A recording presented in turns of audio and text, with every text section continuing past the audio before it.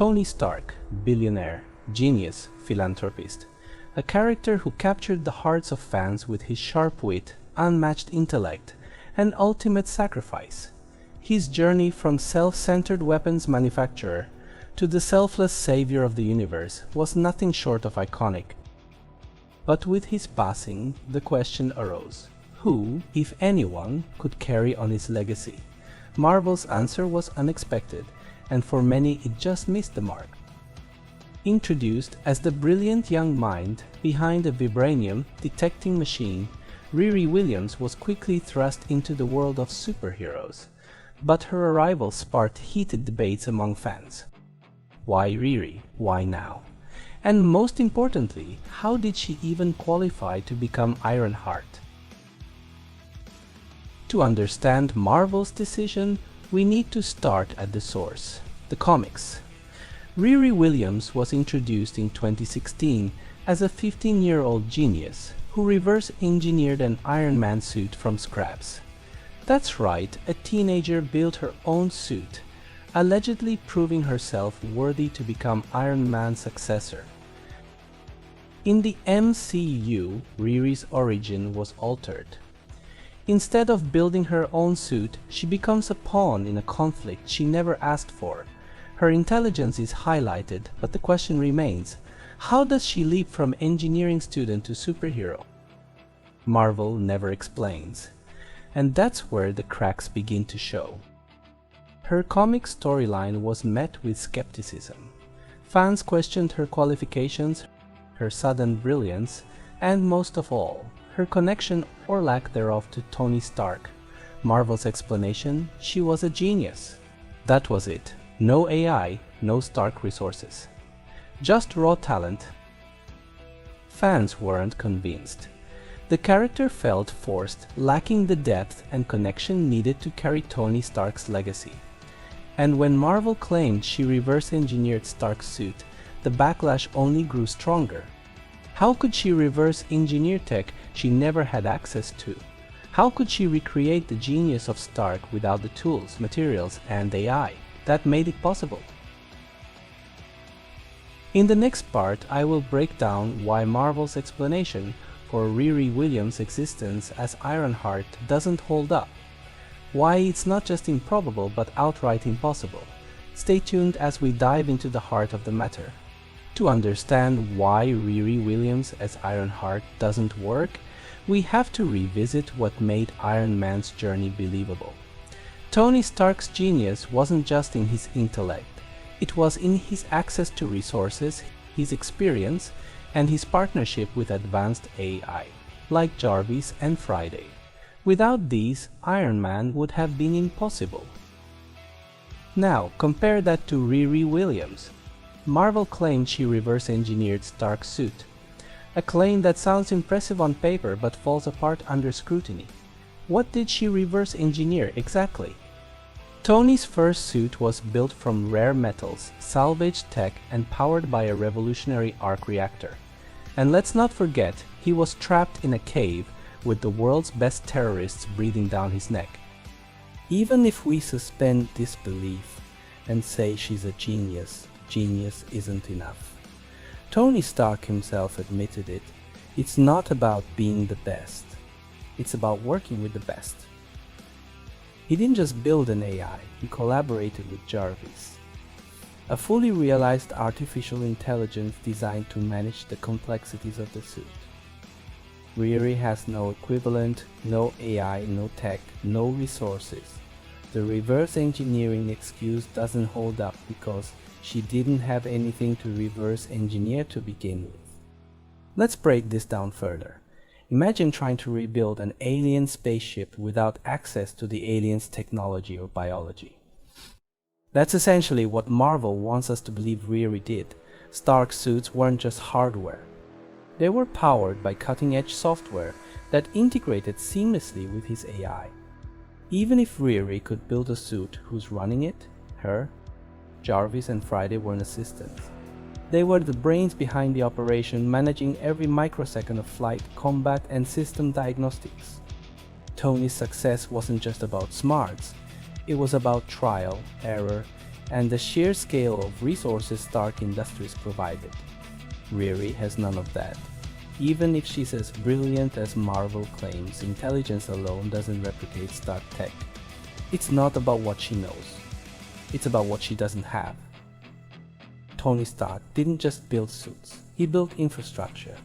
A personal arc reactor, advanced alloys to withstand icing at high altitudes, and a team of engineers refining his designs.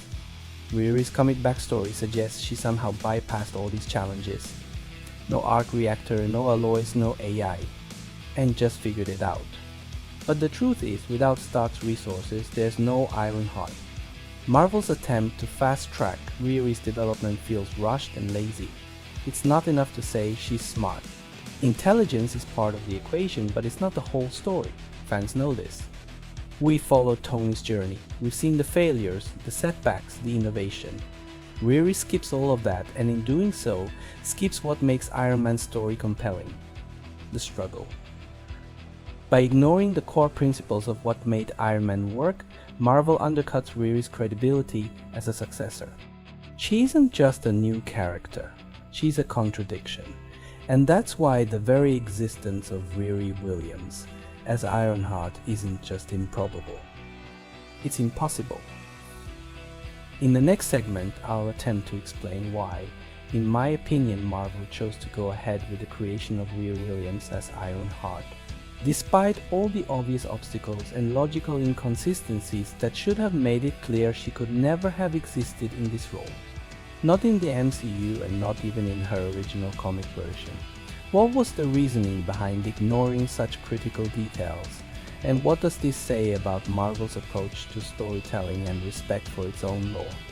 Now that we've established why Riri Williams simply couldn't exist as Ironheart based on the facts and logic surrounding Stark's technology, let's delve into the question that many fans have asked: why did Marvel push this storyline anyway?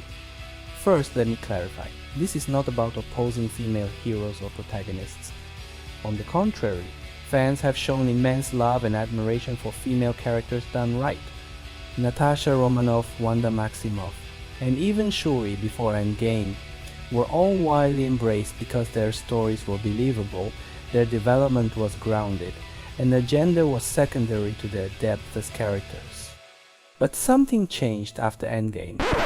I think diversity is not just the need of the hour, it's what should be normal. Entertainment should look like what the world looks like, and the world's an incredible mix of people from everywhere. I think it's extremely important and truly is a quest for me as a producer To push a representation where I can.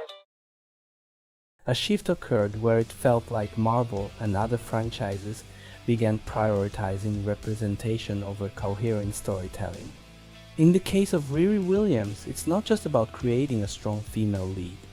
It's about disregarding established lore and the natural constraints of the story's universe to do so. Representation and diversity, or what some call DI, diversity, equity, and inclusion, became central to Marvel's agenda. While these values are important in society, shoehorning them into stories without respect for the source material damages the integrity of the narratives we cherish. When you prioritize ticking boxes over storytelling, the result is often a character like Riri Williams, who, instead of being loved for her unique journey and struggles, is seen as a forced addition to the universe. This approach didn't start with Riri. We saw glimpses of it with Captain Marvel, whose storyline was rushed, her character seemingly invincible, and her flaws nearly non-existent. Fans struggled to connect with her because we felt she didn't earn her power. She was gifted it by chance. And when a character doesn't struggle, doesn't fail, and doesn't grow, it robs audiences of the emotional connection that makes a hero truly resonate. This brings us to Riri Williams in Black Panther: Wakanda Forever. By ignoring the natural constraints of Stark's technology and the logical obstacles that should have made her storyline impossible, Marvel set a dangerous precedent. That they could simply rewrite the rules whenever it suited their agenda. This isn't just disrespectful to fans, It's disrespectful to the legacy of Iron Man and the countless creators who meticulously built this universe over a decade. As fans, we don't demand that every character be male or white or fit a certain mold. What we demand is a story that earns our investment, that respects the characters we've come to love, and that doesn't sacrifice logic or lore for the sake of ticking a representation box. From the very start, the MCU has been about origins, the beginning of a hero's journey. Tony Stark didn't simply wake up one day and become Iron Man.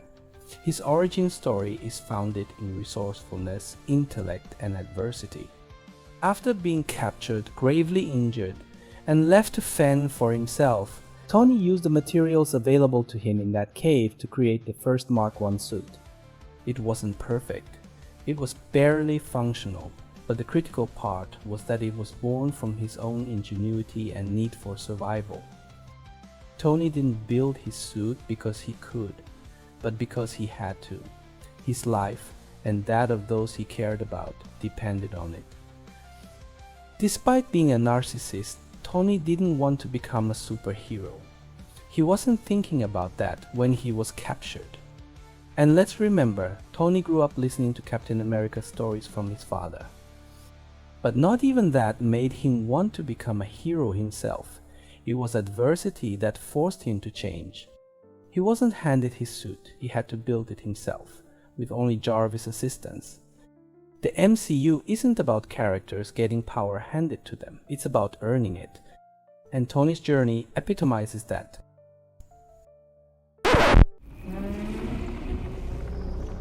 You are unworthy of these realms. You're unworthy of your title. You're unworthy. I now take from you your power. In the name of my father and his father before. I own it all, father. Cast you out!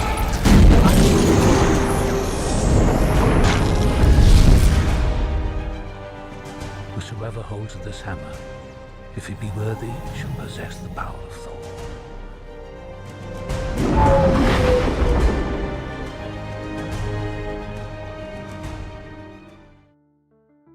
Thor wasn't always worthy or fully powerful from the beginning either.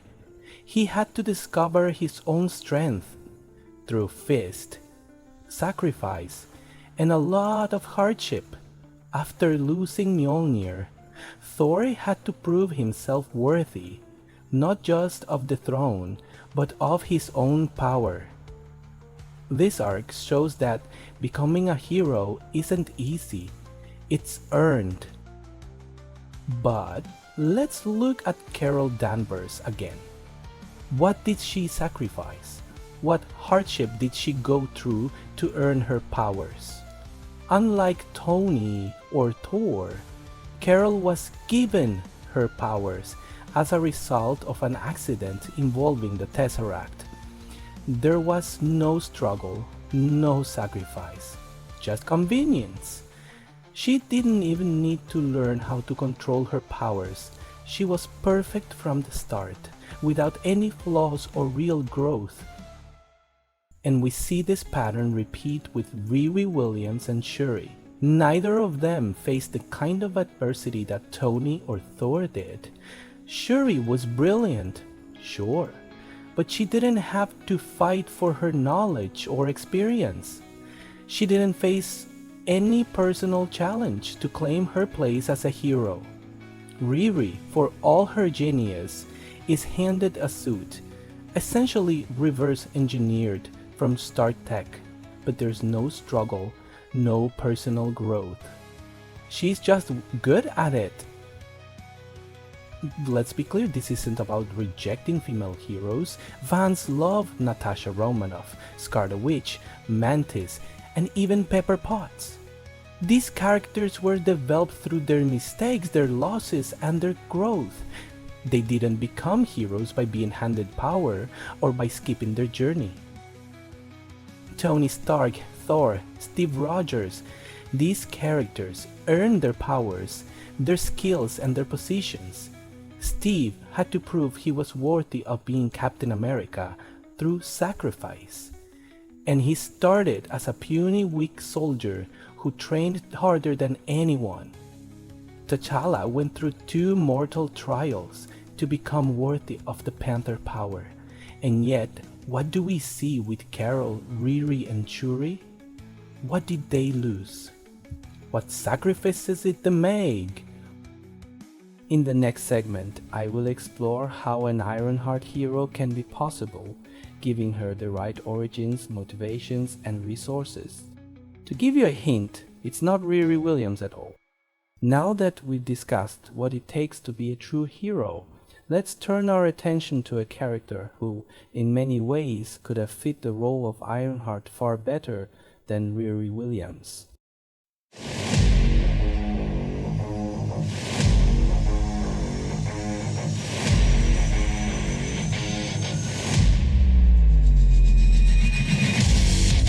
Morgan Stark, Tony Stark's daughter. Raised with Stark technology, intellect, and the legacy that she witnessed firsthand, Morgan's rise as Ironheart would not have been about choice. It wouldn't have even been about following in her father's footsteps, or because it was cool, or even because she could. No, Morgan's journey toward becoming Ironheart was inevitable. I'll explain why, in my opinion, she was always destined for this role, not just as Tony Stark's daughter, but as a legacy of innovation, resilience, and responsibility that demanded action.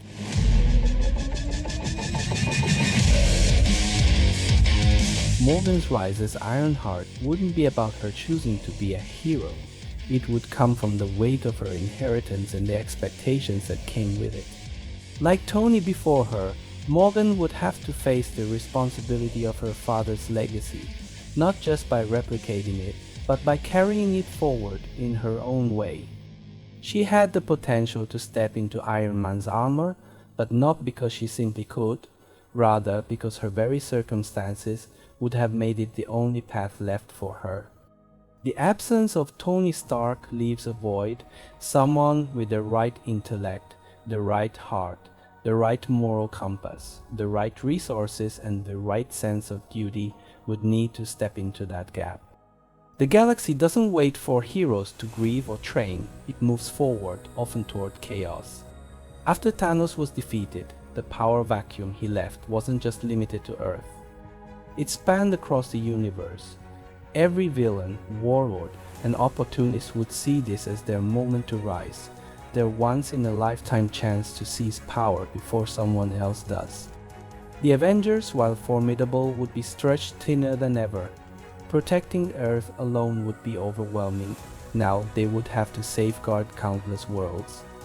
Much like in Infinity War, where the team was divided between Earth and Titan, they would once again find themselves scattered. But this time the stakes would be even higher, with simultaneous battles raging on multiple fronts.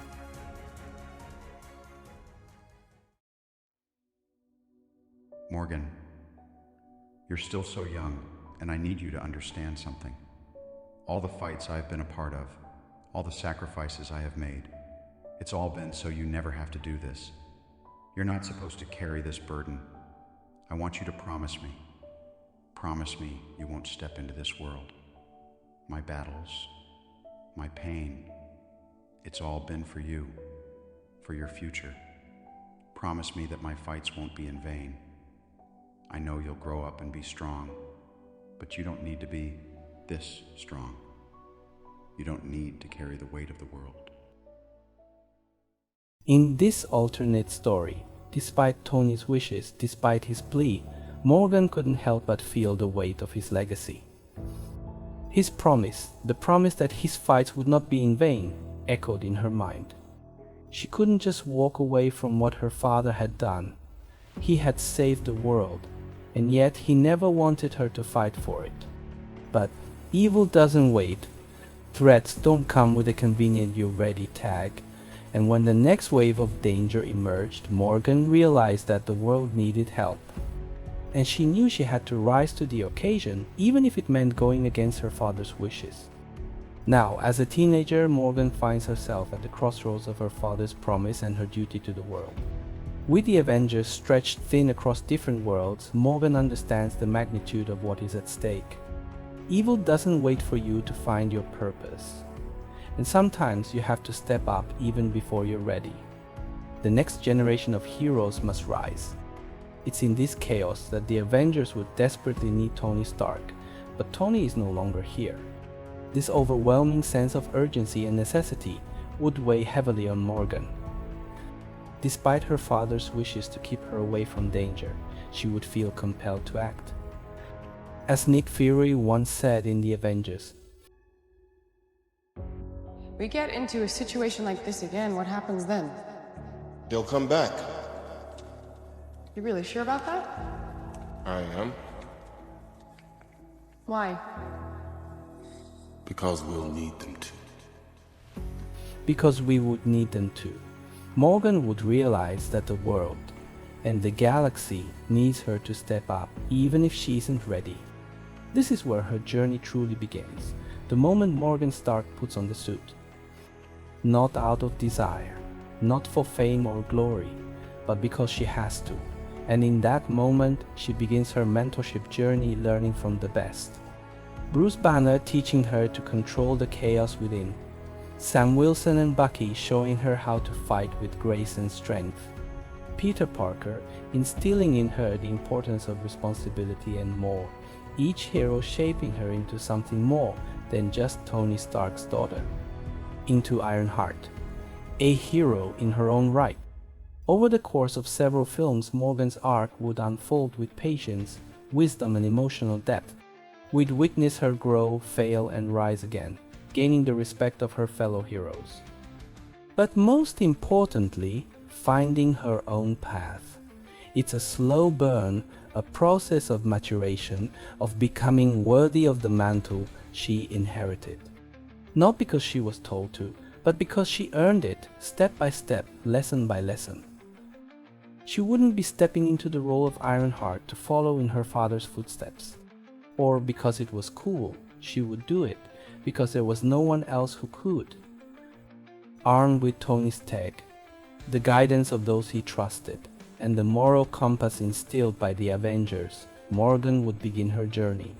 Her first steps as Ironheart wouldn't be about leadership. They would be about survival, contribution, and responsibility. Perhaps, in a moment of chaos, she would emerge, wearing one of Tony's modified suits, saying, "Do you need a hand?" The same inevitability would define Morgan Stark's origin as Ironheart. Tony's death left the world without its most brilliant protector, but the absence of Thanos, arguably the most powerful being in the universe, created a power vacuum. With his forces wiped out, and no clear threat reigning supreme, it's logical to assume that any villain lurking in the shadows would see this as their once-in-a-lifetime opportunity to rise. The logic is simple. With Thanos gone, the window for dominance opens. But why the hurry? Because villains would know they're not alone in their ambitions, someone else could claim that void before them. This urgency would likely create a frenzy, not just for conquest, but among villains themselves, fighting for supremacy and turning on one another. In this chaotic struggle, the Avengers would find themselves caught in the crossfire, no longer battling a single organized force, but navigating a fragmented, escalating wave of threats. It's in this turmoil that Morgan would find her path, not out of desire but necessity.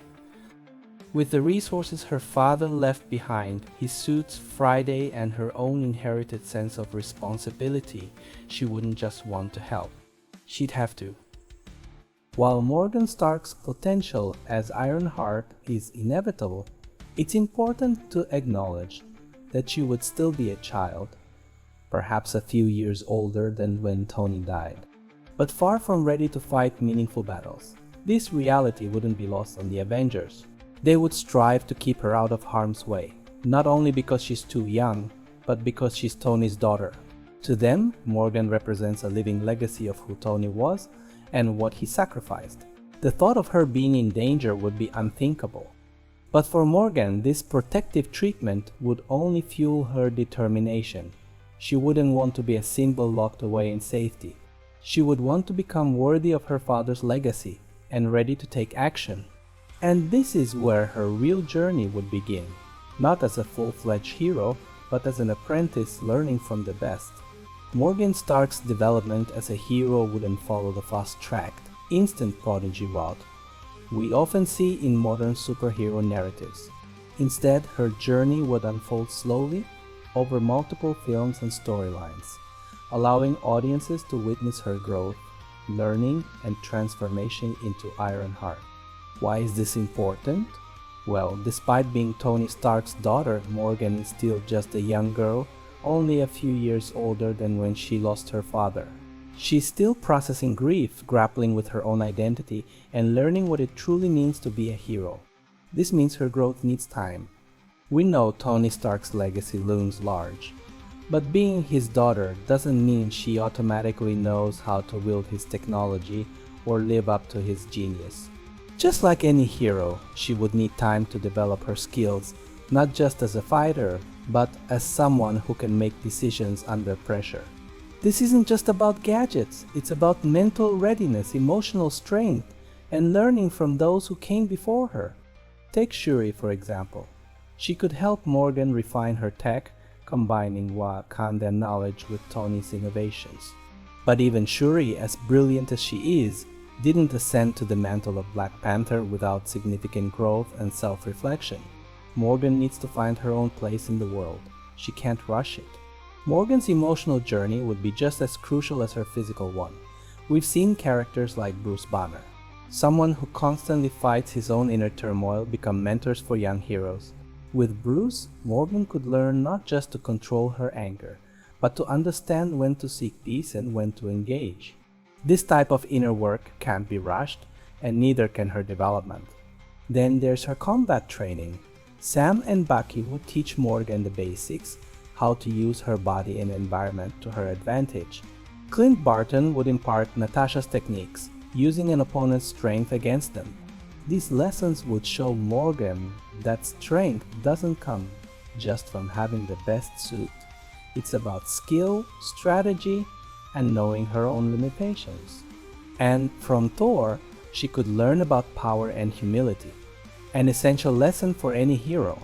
Thor once said, "A king must never seek out war, but he should always be ready for it." The same applies to Morgan. Just because she has the power doesn't mean she should always seek to use it. Humility and wisdom are key. Then, of course, the Guardians would open Morgan's eyes to the broader galaxy. Earth isn't the only world that needs saving, and Morgan would need to learn how to navigate the complexities of the universe beyond her father's legacy. Dr. Strange could teach her about the mystical and dimensional side of things, showing her the importance of patience and study. It's not just about mastering technology, it's about perfecting knowledge, expanding your understanding of the universe. And from Peter Parker, Morgan would learn the weight of responsibility. Peter always understood that with great power comes great responsibility, and that family and people must always come first. Morgan would understand that her father's technology isn't just a tool. It's a responsibility, one that she has to wield for the greater good. These lessons, learned from those who came before her, would shape Morgan into a more grounded and capable hero. Not one who's born perfect, but one who earns her place by overcoming obstacles, growing through her failures, and becoming stronger with each trial. But what makes this vision for Morgan Stark's Ironheart even more exciting is the effect it would have on the fans. If done this way, fans wouldn't just support her because she bears the name Stark. They'd be hungry for her story. They wouldn't see her as a shortcut or a token replacement for Tony, but as a fully realized, compelling hero in her own right. This approach would combat the hero fatigue trend that we've seen with rushed, underdeveloped characters in other franchises. Instead of feeling like a product of the assembly line, Morgan's Ironheart would feel like an organic part of the MCU. Someone fans are genuinely invested in and excited to see grow. And when fans are hungry for more, Studios aren't just releasing movies. They're creating events. With Morgan done right, studios wouldn't just fill seats, they would break records. Fans would show up in droves because they wouldn't just want more, they would need it. This isn't just about delivering another film, it's about delivering a legacy. Imagine the headlines, the MCU does it again. Morgan Stark's Ironheart shatters expectations. A box office success for studios. A well-developed, beloved female hero for fans. Tony Stark's legacy celebrated and protected. The lore of the MCU honored and strengthened. Everybody wins. And that's the real triumph. A story that doesn't just respect the legacy of Tony Stark but builds on it. A journey that keeps fans engaged and asking for more. A character who not only stands on her own, but embodies everything we love about the Marvel Cinematic Universe. That's how you ensure the MCU's future remains bright, by giving us a hero we can believe in, root for, and grow with. This is how you honor the past, deliver in the present, and secure the future. Morgan Stark as Ironheart wouldn't have been just another hero.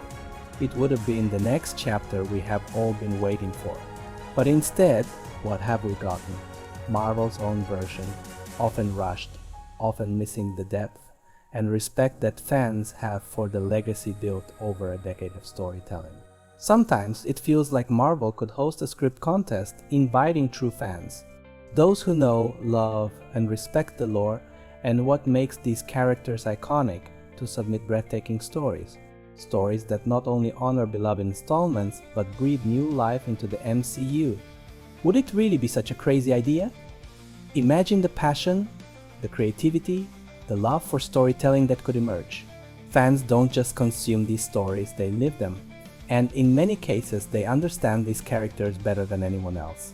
Giving them a chance to contribute could reignite the MCU's spark and bring us the kind of profound, emotional storytelling we have been yearning for. The MCU became great because it understood what fans wanted, how to surprise them, how to make them feel something real. If Marvel gave true fans the opportunity to bring their visions to life, who knows? Maybe we would see a future for the MCU that's even brighter than we could imagine. And that's it for today's video. I hope you enjoyed diving into this vision of what could have been for Morgan Stark as Ironheart. A story that respects the past, builds the present, and paves the way for an incredible future. Not just for the MCU, but for us, the fans who have invested so much in these characters. If you liked this video, make sure to hit that like button and share your thoughts in the comments. What would you have liked to see for Morgan's story? Do you think Marvel is missing the mark, or do you have faith they'll surprise us in the future? Don't forget to subscribe for more deep dives, fan theories, and creative takes on the stories we all love. Thanks for watching, and as always, stay passionate, stay curious, and I'll see you in the next video. Take care.